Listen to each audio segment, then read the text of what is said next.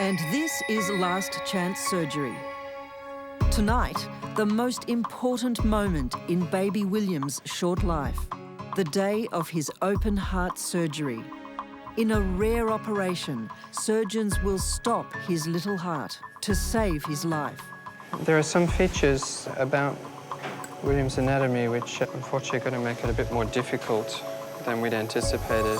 Merrill's been told she has just 6 months to live and is desperate for more time with her loving family. Mum is, I'd say, is the best mum in the world, but I think everyone says that about their mum. Her hopes rest with Dr. Charlie Teo. But can he give Merrill the miracle she's looking for? She has this incredible will to live.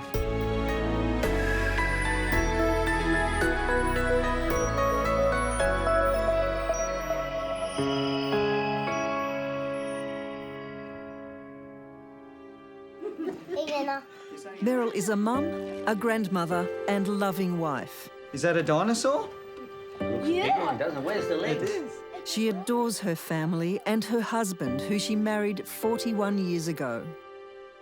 Well, I'd say she'd be the greatest mother. That's for sure. Never been selfish in any way in respect. Always looked after the children. Mum is, I'd say, is the best mum in the world, but I think everyone says that about their mum. Look at those legs on that, eh?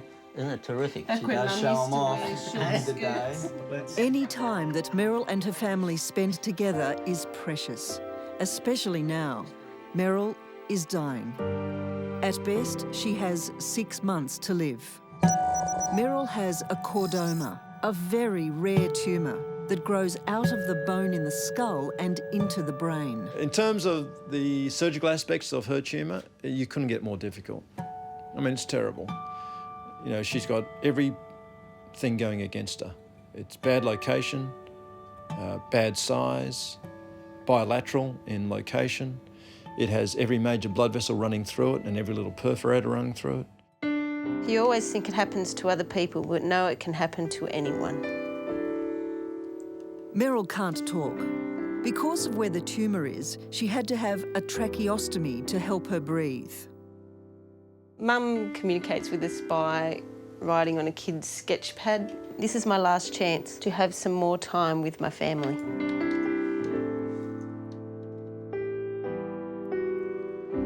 Living with the tumour has made life extremely difficult for Merrill and her family.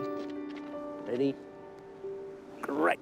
It's a full-time job. It's going to be, so, but I have no qualms about it. I don't, you know, I wouldn't dream not doing it.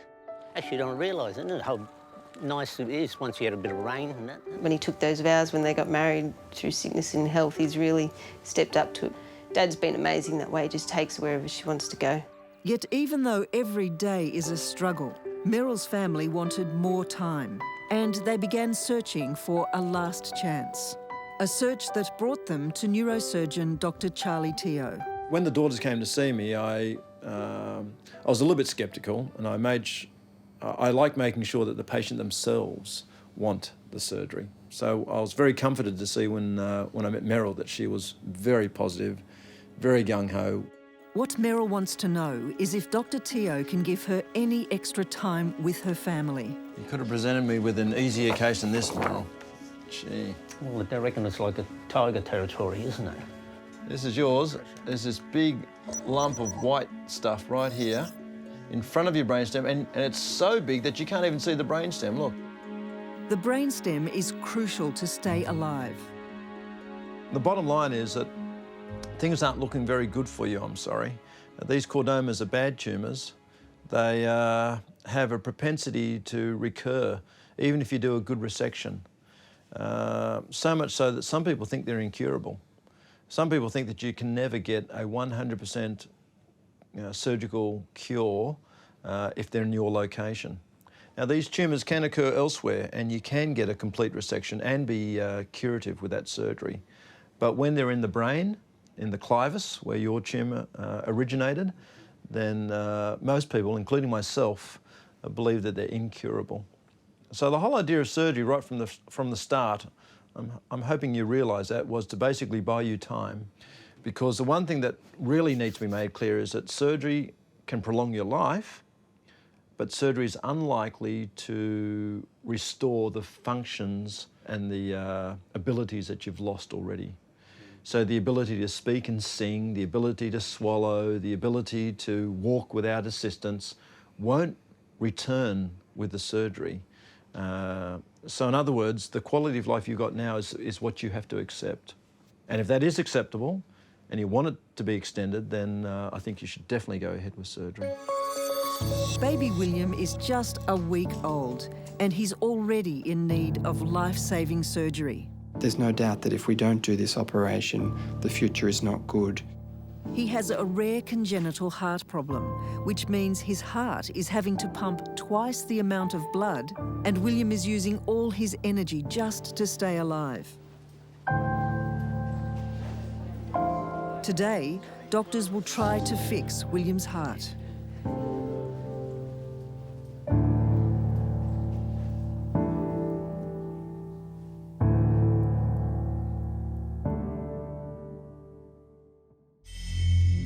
William was born with a condition called total anomalous pulmonary venous connection.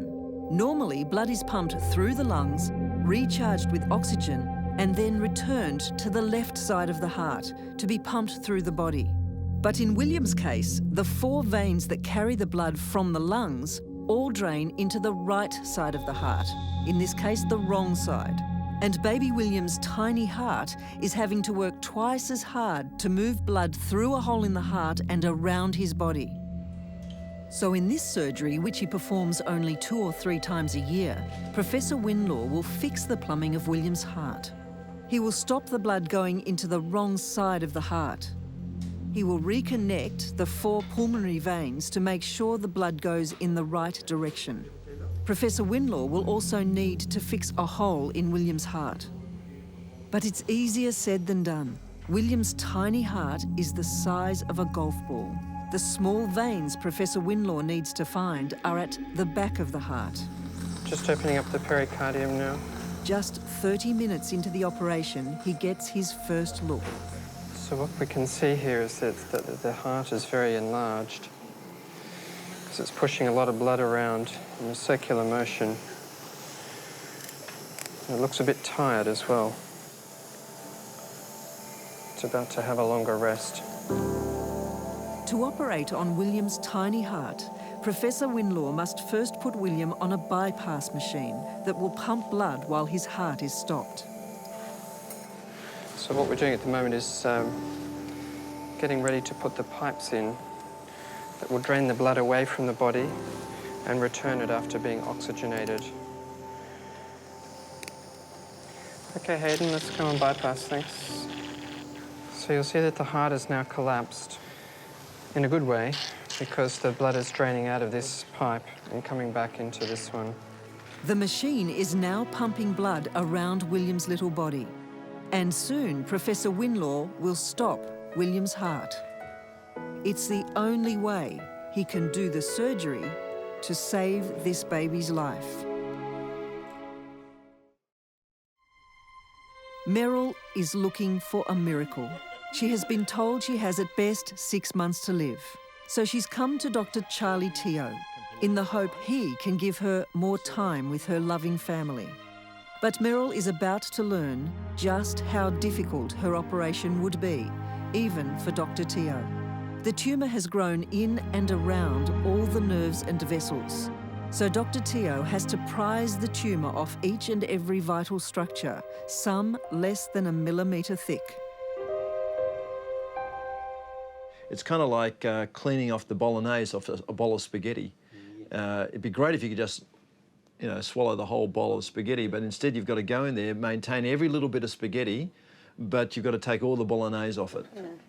So unfortunately, Merryill, one of the other potential complications of surgery is death. We knew that from the first time. Yeah, you've been told that before, but unfortunately, the chance of death or bad neurological outcome increases every time you operate. I mean, if you look at the big picture, if the tumour is going to kill you anyway in the next 3 to 6 months, then I guess it is something that you've thought about, death and dying. But surgery can bring that on very quickly. She's not prepared to give up. It's amazing the courage of these people, and their strength of their strength to continue on this fight against a very, very formidable foe. The operation will definitely stop the progression. Yeah. The bad thing about the operation is she will be worse after surgery, but if I can get a good resection, I mean, I think there's potential that you could live for years more.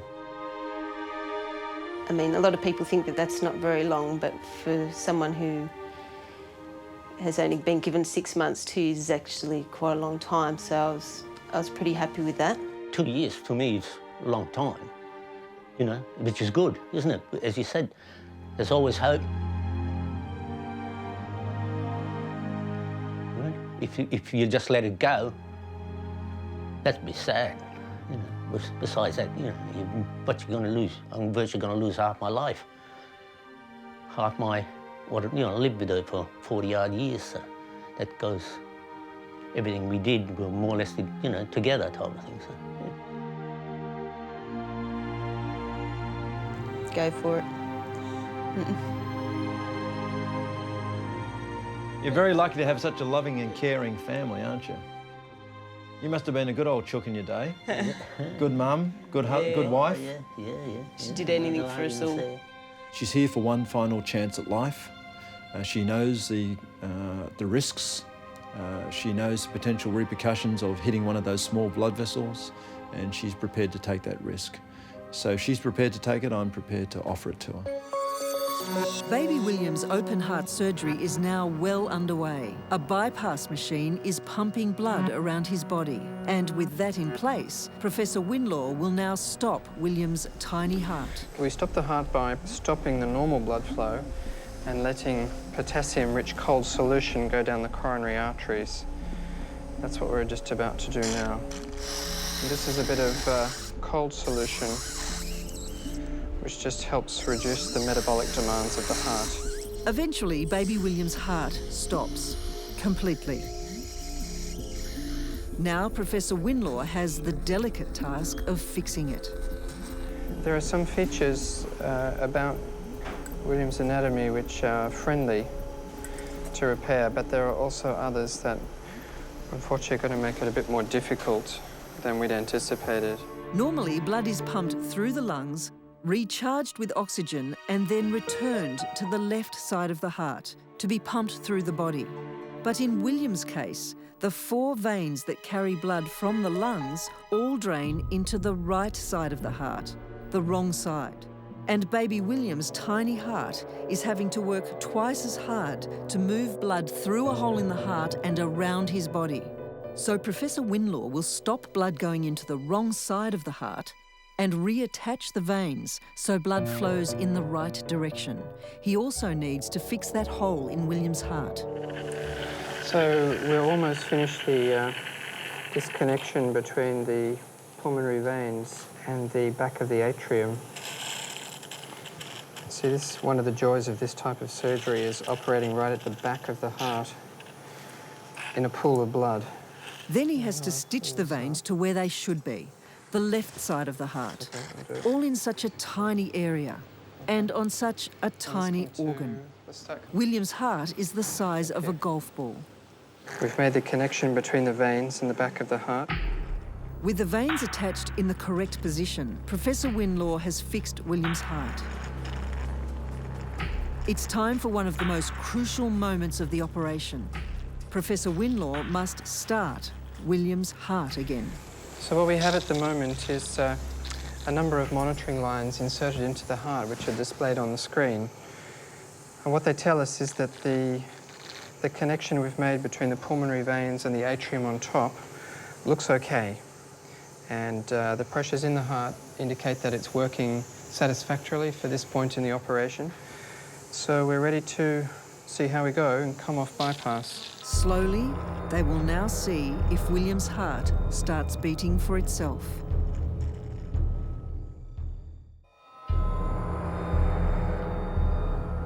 Surgeons have been working on baby William's tiny heart for about 3 hours. And now one of the most difficult moments, seeing if baby William's heart will start beating for itself. This is one of the critical times in the operation where we need to get the balance of circulation and heart function correct. It's a bit slow, isn't he? It's just a bit slow. So we're completely off bypass now. What we're doing is... Blood is now flowing back into William's heart, and it's doing its job, keeping him alive. So the operation is essentially over. The heart function is good. The numbers on the screen tell us that the heart is working nicely. What we're doing now is just simply waiting for the bleeding to stop. Bleeding after a big operation in a small baby is quite a common thing, and really it's just a matter of time, and probably another 10 minutes or so and we'll be done. So far, things are looking pretty good. That will be a huge relief to his mum and dad, who are anxious to hear how their little one has gone.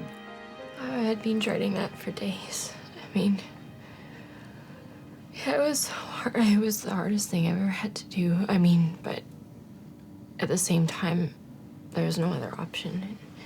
Well, I was terrified. But, yeah, terrified and hopeful. Hi. Everything's fine. Everything's fine. So, please sit down. We can have a talk about things. So, young William has behaved nicely. He's looking good at the moment. The operation went as we had anticipated. And of the two operations we discussed, I did the first one, which was the slightly less complicated one.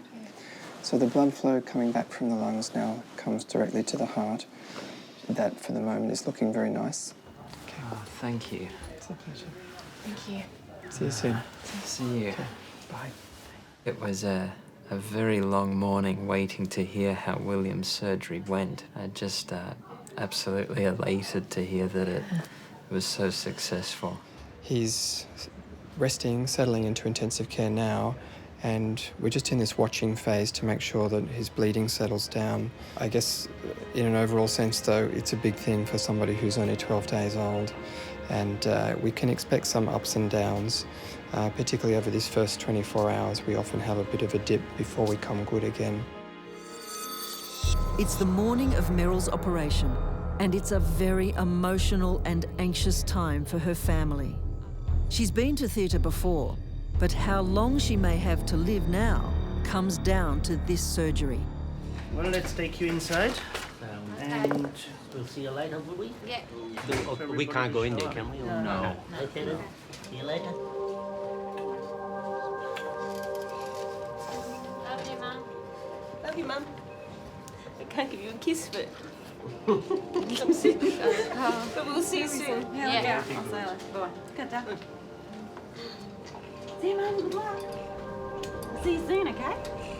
You're getting another one. Did you? Yeah, I did, but I know I hurt you, all right? Just come out and tell me, all right? I'll come and bash them up to hurt you. It's hard. It's very hard to say goodbye. Well, it's not goodbye. It's not goodbye. We'll see you soon.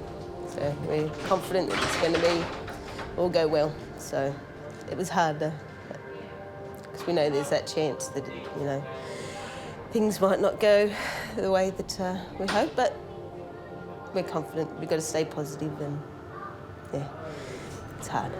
All Merrill's family can do is wait. The hardest job of all rests with Dr. Charlie Teo, and his role in saving Merrill's life is about to begin. Merrill's brain surgery is underway. She has a tumour that's threatening the brainstem, and the brainstem has to be protected at all cost. What makes the surgery particularly difficult is that major blood vessels supplying the brain are caught up in the mass. For neurosurgeon Dr. Charlie Teo, it will be slow and delicate work. Even in the early stages, Merrill's case is proving to be just as difficult and dangerous as Dr. Teo thought. Very hairy. The vertebral artery is one of the major arteries that feeds the brain. So a huge amount of blood supply is going through them, and you can exsanguinate, you can bleed to death within about 4 minutes of putting a hole in that vertebral artery. So the only thing that was stopping her from bleeding to death then was my finger stuck in that artery.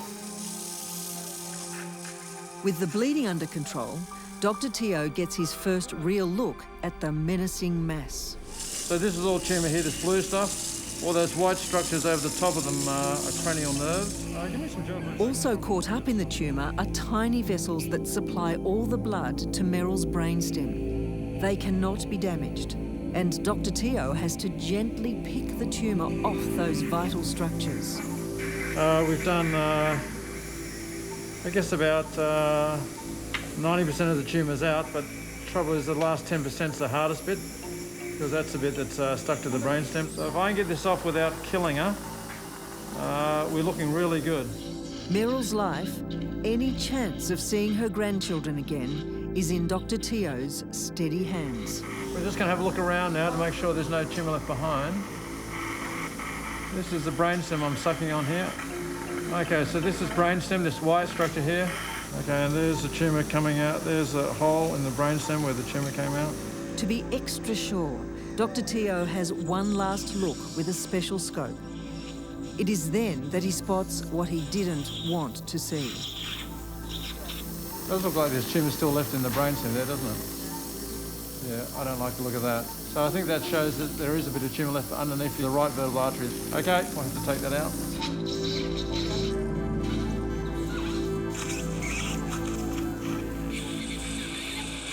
Done. Tumour is out. Oh, glasses off. Lights on.